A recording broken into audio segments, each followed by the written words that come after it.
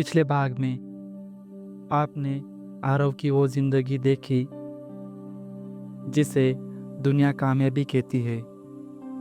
ऊंची इमारतें थी, दौलत थी और नाम भी था। लेकिन उन सब के बीच एक चीज़ नहीं थी, मन का सुकून। सब कुछ पाने के बाद आरव के भीतर एक अजीब सा खालीपन था। एक सवाल जो हर रात उसके साथ जागता था, क्या यही है जिंदगी? उसी सवाल की तलाश में वो शहर की चकाचौंध छोड़कर एक शांत से गांव तक पहुंचा, जहां उसे मिला एक बूढ़ा फकीर जिसकी आंखों में जवाब था और चेहरे पर शांति। आज की कहानी वही से आगे बढ़ती है, जहां सवाल शब्दों में नहीं, दीपकों में रखे गए। 3 दीपक और 3 समस्याएं जो आरव की ज़िंदगी ही नहीं, हमारी ज़िंदगी देखने का नज़रिया हमेशा के लिए बदल देती है। आरव ने कोई भूमिका नहीं बांधी। उसने अपने दिल का सारा बोझ उस बूढ़े के सामने रख दिया। अपनी कामयाबी, अपनी दौलत, अपना अकेलापन, सब कुछ बता दिया। आखिर में उसने पूछा, बाबा, मैंने दुनिया में सब कुछ पा लिया, फिर भी मैं खुश क्यों नहीं हूँ? जीवन का असली सच क्या है? बूढ़े फकीर ने बड़ी शांति से उसकी पूरी बात सुनी। फिर वह मुस्कुराया और अपनी झोपड़ी के अंदर से मिट्टी में 3 छोटे छोटे दीपक ले आया। उन्होंने वो तीनों दीपक आरव के सामने रखे और बोले, बेटा, तुम्हारे हर सवाल का जवाब इन 3 दीपकों में छिपा है। ये मामूली दीपक नहीं, जादुई दीपक है। आओ, मैं तुम्हें इनका राज बताता हूँ। उन्होंने पहला दीपक उठाया। वो सफ़ेद चीनी मिट्टी का बना था, बेहद खूबसूरत और नाजुक, जिस पर बारीक नक्काशी थी। फकीर ने कहा, यह है पहला दीपक। ये तुम्हारे परिवार, तुम्हारे दोस्त और तुम्हारे रिश्तों का प्रतीक है। इसे बहुत संभाल कर रखना होता है, क्योंकि अगर ये एक बार हाथ से छूटा तो गिरकर बिखर जाएगा। तुम चाहे कितनी भी कोशिश कर लो, इसके टुकड़े जोड़ तो लोगे, पर वो दरार हमेशा दिखेंगी। ये पहले जैसे कभी नहीं हो पाएंगे। फिर उन्होंने दूसरा दीपक उठाया। वो नीले रंग के कांच का था और रोशनी में चमक रहा था।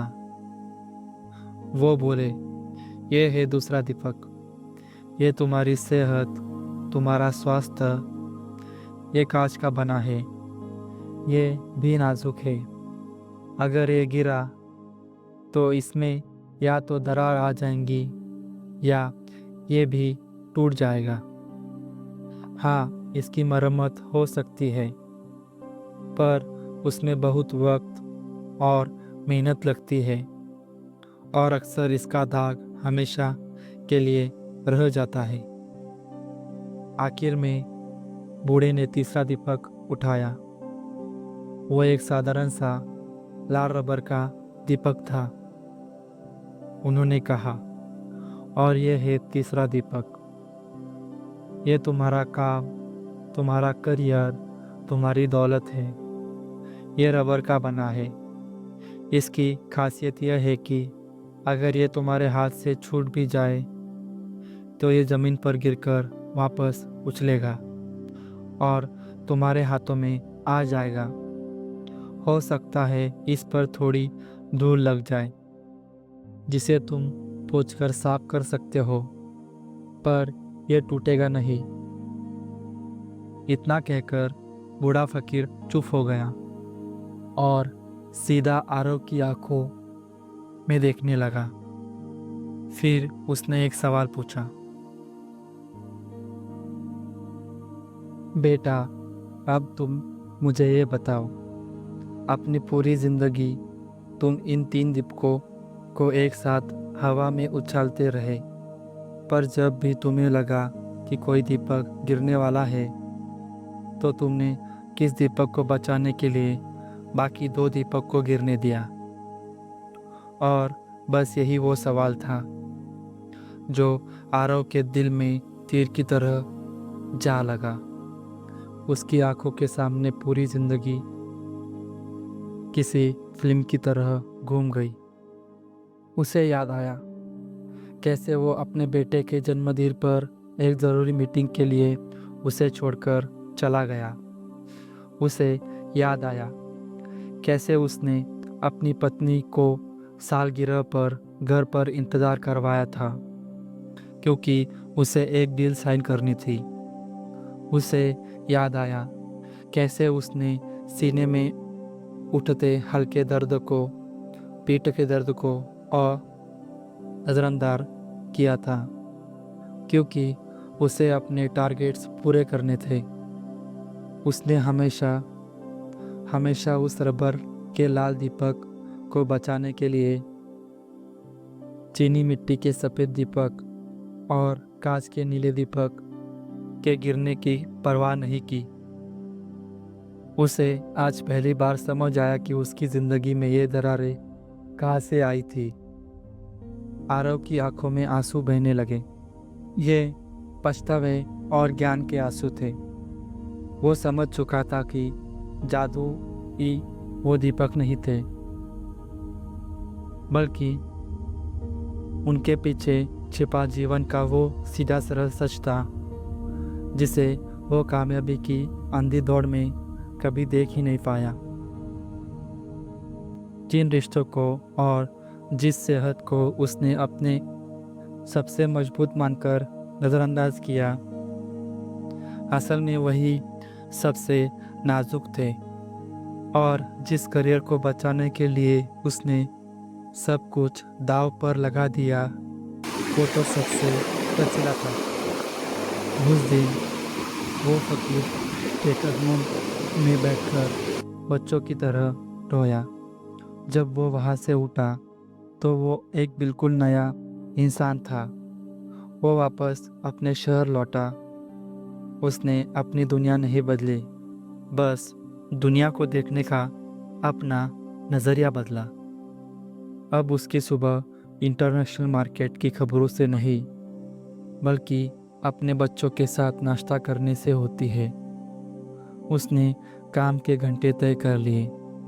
अब वो शाम को घर लौटकर अपनी पत्नी के साथ वक्त बिताता था।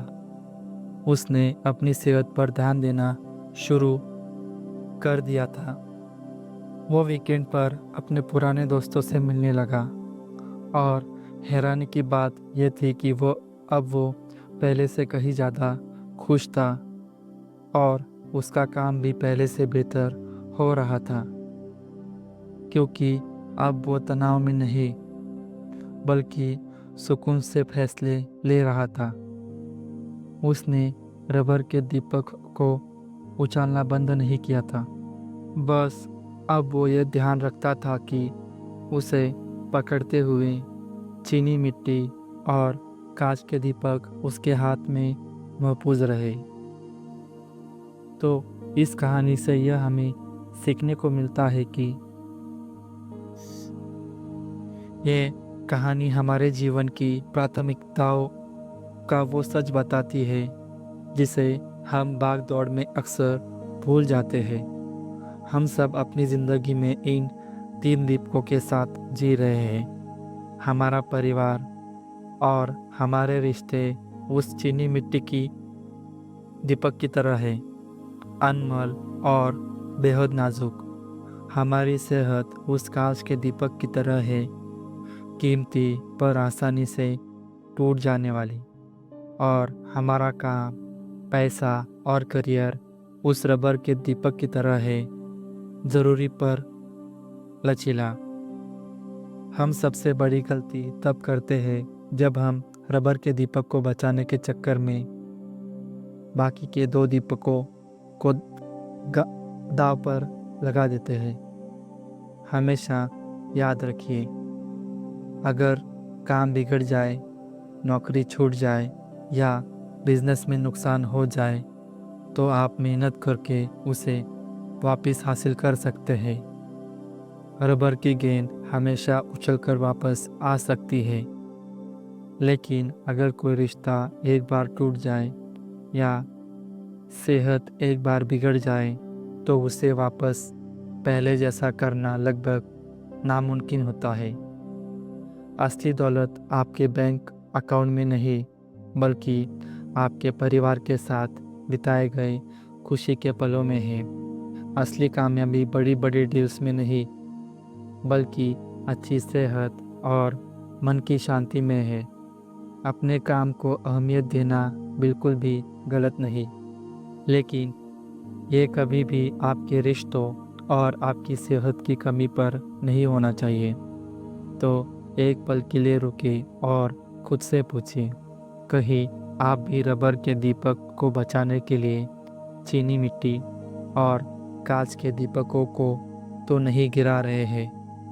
अगर आप इस कहानी से सहमत हैं और इसने आपके दिल को छुआ है, तो इसे उन सभी लोगों के साथ शेयर करें जिनकी आप परवाह करते हैं, और कमेंट में हमें ज़रूर बताएं कि आपके लिए जीवन की सबसे बड़ी दीपक कौन सा है।